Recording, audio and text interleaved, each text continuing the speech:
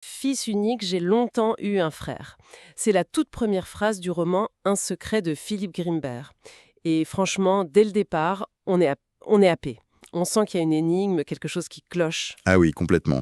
C'est un paradoxe qui nous plonge directement au cœur d'une histoire familiale très complexe. D'autant que ce n'est pas une simple fiction. On est dans un récit très autobiographique. Grimbert est psychanalyste et là, il utilise sa propre histoire, l'histoire de sa famille, pour explorer un secret. C'est ça. Il dissèque les mécanismes du non-dit. L'objectif, c'est vraiment de comprendre comment un traumatisme, un secret enfoui, comment il peut façonner une identité entière. Une identité et même créer des fantômes. C'est un peu ça notre exploration aujourd'hui. On va plonger dans ce texte pour voir comment ce silence a été construit et comment il a fini par éclater. Exactement. On va essayer de décortiquer l'architecture de ce silence. Parce que ce non-dit, il prend corps, littéralement. Il devient un fantôme qui hante le narrateur. Ce fantôme, c'est vraiment la clé au début. Il naît d'un malaise très profond chez l'enfant. D'un côté, il y a ses parents, Maxime et Tania. Il les décrit comme des athlètes, des corps parfaits. Des dieux grecs presque. C'est ça. Et de l'autre, il y a lui, un petit garçon qu'il décrit comme chétif, maladif, pas du tout à la hauteur de ce couple glorieux. Il sent bien qu'il déçoit son père. Et ce contraste pour un enfant, c'est terrible. Ça crée un complexe d'infériorité énorme. Il se sent comme une anomalie dans sa propre famille. Du coup, pour compenser, il fait quelque chose d'assez fou. Il s'invente un frère. Un grand frère idéal, qui serait plus beau, plus fort, un double parfait, qui est à la fois son protecteur et en même temps son tyran. Alors, on pourrait penser que c'est un simple ami imaginaire, mais ce n'est pas ça du tout. C'est bien plus profond. Ce n'est pas un caprice, c'est une nécessité psychique. C'est ça. L'inconscient de la famille est déjà à l'œuvre. Le narrateur, sans avoir la moindre idée de la vérité, y comble un vide qu'il ressent. Ce fantôme, c'est le symptôme du secret. Il a, en quelque sorte, deviné. C'est incroyable. Et ce fantôme va soudain prendre une forme presque réelle à cause d'un objet. Un jour, il trouve un petit chien en peluche dans une malle. Ah oui, ce passage est glaçant. Et là, il a une intuition fulgurante. Il le baptise Sim. Instinctivement. Il ne sait pas pourquoi. Et la réaction des parents est... Immédiate. C'est un malaise terrible. Le père lui arrache le jouet des mains, avec une sorte de violence, de rejet. Pour l'enfant, c'est l'incompréhension totale, bien sûr. Mais pour nous qui lisons, c'est le premier indice concret. On comprend que ce nom, Sim, cette peluche, c'est un fragment d'un passé interdit. d'une douleur qu'on a voulu enterrer. Face à ce silence, à ce mur, le jeune narrateur se construit sa propre histoire. Une sorte de mythologie familiale. Il imagine que ses parents ont vécu un amour de roman photo. Une version héroïque. Voilà. Une rencontre passionnée, une fuite face à la guerre pour vivre un amour parfait en zone libre, une façade complètement lisse. Une façade qui repose beaucoup, et ce n'est pas un hasard, sur le culte du corps, sur le sport. Et cette obsession, surtout chez le père, Maxime, c'est bien plus qu'une passion. C'est un mécanisme de défense. Tout à fait. C'est un mécanisme de défense très puissant. En sculptant son corps, en le rendant performant, il cherche à le faire coller à l'idéal, à rien de l'époque. C'est une façon désespérée d'effacer sa judaïté, De la nier. de la nier, pour se fondre dans la masse, pour survivre. Et ce déni, on le voit dans des actes très concrets. D'abord, le plus évident, le changement de nom. La famille ne s'appelle plus Greenberg, mais Grimbert, pour que ça sonne, je cite, « bien de chez nous ». Et il y a aussi le baptême du narrateur. C'est une autre couche de camouflage sur leur véritable identité. Et là, on touche à un point qui est vertigineux. Une analyse que seul un psychanalyste comme Grimbert pouvait faire. Le changement de nom. Oui, Ce n'est pas anodin. Ce n'est pas juste francisé Grimbert. Si on écoute bien, les lettres qui changent, le N et le G, sont remplacés par M et T. mais c'était Phonétiquement, ça donne quoi, T? multé. Ah oui, Tais-toi. voilà. L'injonction au silence, tais-toi, est littéralement gravée dans leur nouvelle identité. Le secret est dans leur nom. C'est fou. C'est incroyable. Mais cette forteresse de silence, elle commence à se fissurer à l'adolescence. À 15 ans, le narrateur voit un documentaire sur les camps de concentration. Et les images, évidemment, le heurtent de plein fouet. Oui, il parle des pyramides de cheveux, des terrils de chaussures. C'est un choc. Et peu après, un camarade de classe sort une insulte antisémite.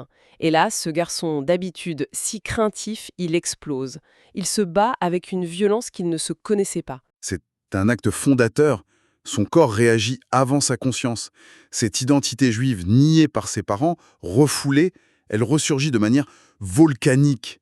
Il ne comprend pas pourquoi ça le touche autant, mais son corps, lui, il sait. C'est la mémoire du traumatisme qui parle. Et il ne va pas se confier à ses parents, bien sûr. La seule personne à qui il raconte la vraie raison de la bagarre, c'est Louise, une amie de la famille, une infirmière. Une figure très importante. Elle est à l'opposé du modèle parental. Elle n'est pas dans le culte de la perfection, elle boite, elle est plus âgée. C'est vrai. Louise, c'est elle, la passeuse de mémoire, la dépositaire de la vérité. Elle a été le témoin de toute l'histoire, contrairement aux parents qui sont enfermés dans le déni. Et quand elle entend le récit de la bagarre, elle comprend qu'il est temps. Oui, elle sent qu'il est prêt à entendre la vérité.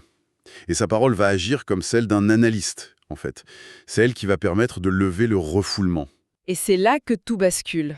Louise lui raconte la vérité. Une vérité qui est un choc et en même temps une sorte de confirmation. Il y a cette phrase magnifique dans le livre « Le lendemain de mes 15 ans, j'apprenais enfin ce que j'avais toujours su ». Tout était déjà là, sous la surface. C'est ça. Il apprend que ses parents ont chacun été mariés avant. Sa mère, Tania, a un homme nommé Robert. Et son père, Maxime, a une femme, Anna.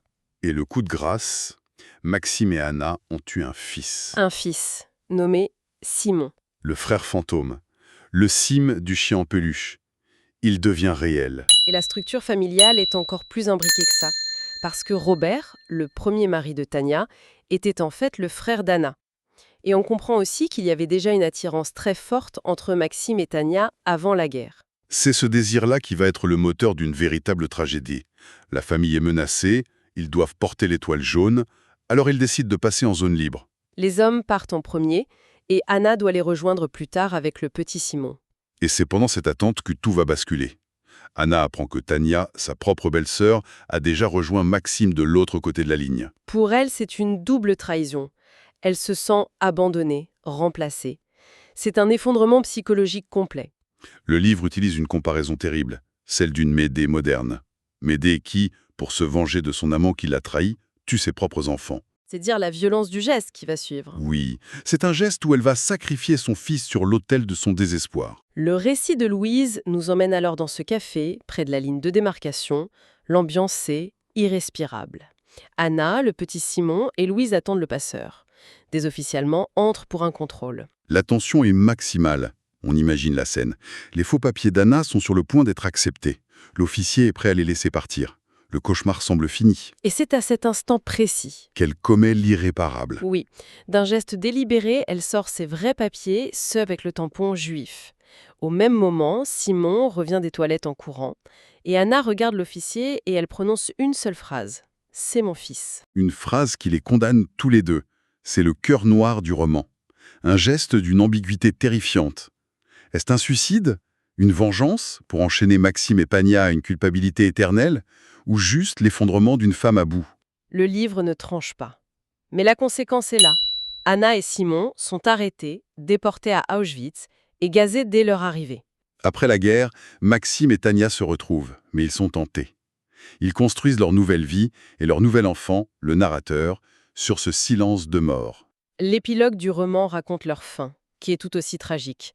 Des années plus tard, Tania a une hémorragie cérébrale qui la laisse très lourdement handicapée. Elle, qui incarnait la beauté, la force, la perfection du corps, devient l'ombre d'elle-même. Et pour Maxime qui a passé sa vie à fuir la faiblesse, c'est une vision insupportable. Ils se donnent la mort ensemble. Mais pour le narrateur, il reste encore quelque chose à faire, un acte de réparation. Et ce qui le déclenche, c'est une visite au cimetière pour chiens de la fille de Pierre Laval. Oui, la figure de la collaboration. Et la vision de ces tombes pour animaux si bien entretenus, avec des épitaphes, ça le bouleverse. Il pense à son frère, Simon, disparu sans la moindre sépulture.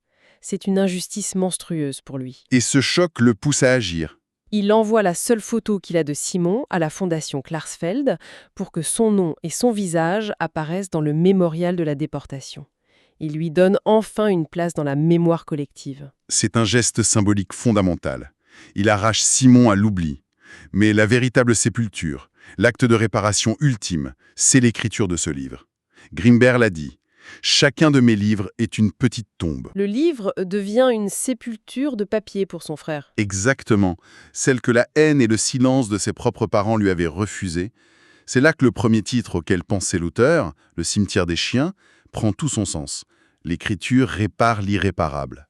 Au final, ce roman nous montre avec une force incroyable que les secrets de famille, surtout quand ils viennent d'un traumatisme historique aussi lourd, eh bien, ils ne disparaissent jamais. Ils s'infiltrent, ils se transmettent de manière invisible, ils hantent les générations suivantes. Jusqu'à ce que la parole, enfin, vienne les nommer et les libérer. Exactement. Et ça nous laisse avec une question au fond. Est-ce qu'un secret peut vraiment protéger de la douleur? Ou est-ce qu'il ne fait que la transformer en un fardeau, un fantôme peut-être, encore plus lourd à porter pour ceux qui suivent? La vérité, même si elle est terrible, n'est-elle pas finalement la seule voie possible pour se reconstruire? Tiens, justement, ça me fait penser, j'ai une bonne nouvelle pour vous qui nous écoutez. Ce livre est disponible sur Audible et vous pouvez le récupérer gratuitement en cliquant sur le premier lien dans la description. L'idée, c'est vraiment des narrations très immersives. Une narration professionnelle, bien incarnée, ça change absolument tout. La personne ne fait pas que lire, elle interprète, elle donne vie au texte. Ah tiens, super, en plus de la vidéo, il y a un livre audio. Si on veut juste le livre, le lien pour récupérer votre livre audio se trouve dans la description de la vidéo. Si vous avez apprécié le contenu, n'hésitez pas à laisser un petit pouce en l'air et à vous abonner à notre chaîne YouTube pour ne rien manquer des prochaines vidéos. Pour ma part, je vous donne rendez-vous très bientôt pour une prochaine vidéo. En attendant, je vous souhaite une excellente fin de journée ou une agréable soirée et à très vite.